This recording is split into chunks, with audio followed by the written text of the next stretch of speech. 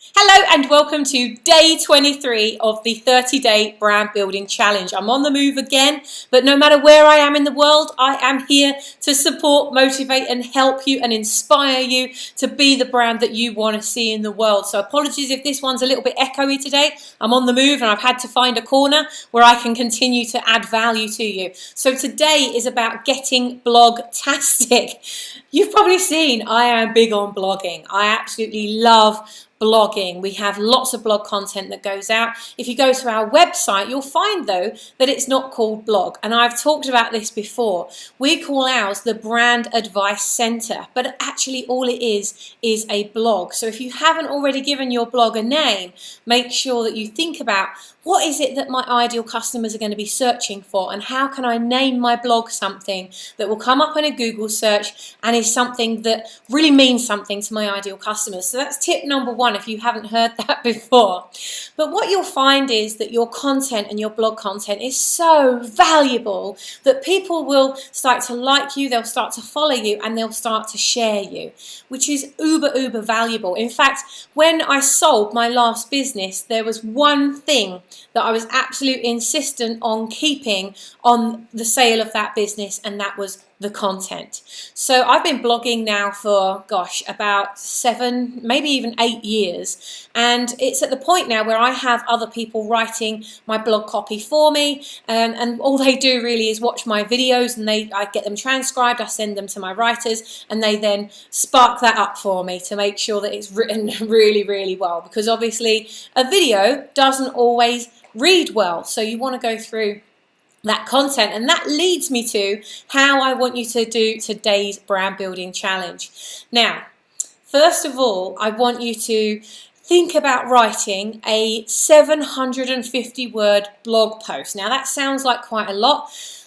You need to be doing that for the search engines these days, okay? Google, it's not going to look at you if you're not writing more than 750 words in your blog post. If you've got little snippet blogs going out and it's kind of like daily tidbit stuff, it's great if you've got a great following and they're all following you. You've got your RSS feed set up, and so they're always getting notifications whenever you put your next blog post up there. But if you don't have that following yet and you still want to appear organically in the Google search rankings and other search engines, then you want to make sure that you are writing 750 words or more. That's if you want to be a content contributor. If you want to be a thought leader, however, you should be making your articles around 2,500 words, and they're usually the kind of articles that are more how-to type content, where you get really down and dirty and get really descriptive, and get the flip charts out, post-it notes, whatever, and make them really engaging.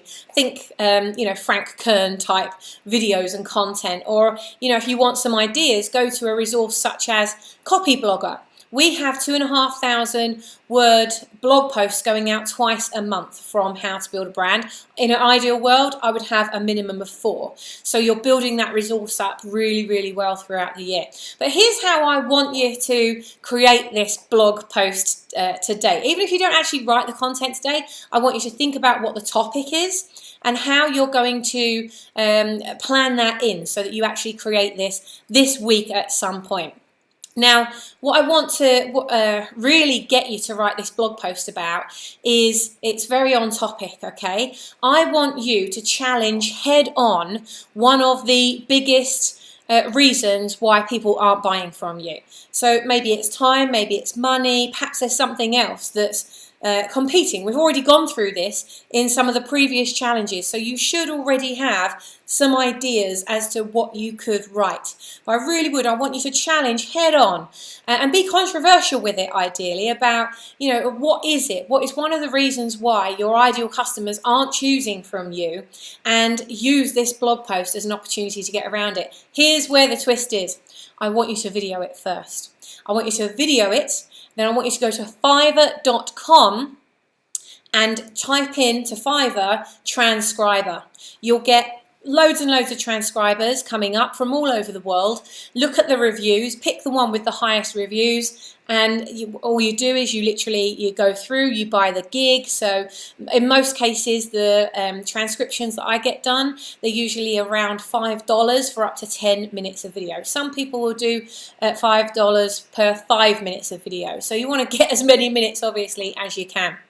Now, bearing in mind that you can get a roughly 120 words into a 60-second time slot, all right? So if you're creating a 750 word blog article, then you need to be creating a video of around 5 to 6 minutes. That might seem like a long time, but actually what you can do when you get that video back, you can either halve it and turn it into part 1, part 2. That can look really good, actually. You know, you kind of pause it halfway through a word and they think, oh my God, and you say, come back tomorrow for the rest, right? It's a good way of hooking them in, and it also means that when you divide that blog post up, if you are going to, because bearing in mind, like I said at the beginning, when you get that transcription back, you're going to read through it and you're going to think, I need to add this, or I need to take that out, or that looks a bit weird. So once you've gone through that transcription, you can then turn it actually into 2 blog posts, which is the ideal thing. So one video, split it in half, have it as a 2-part series, and then you can interlink the 2 together.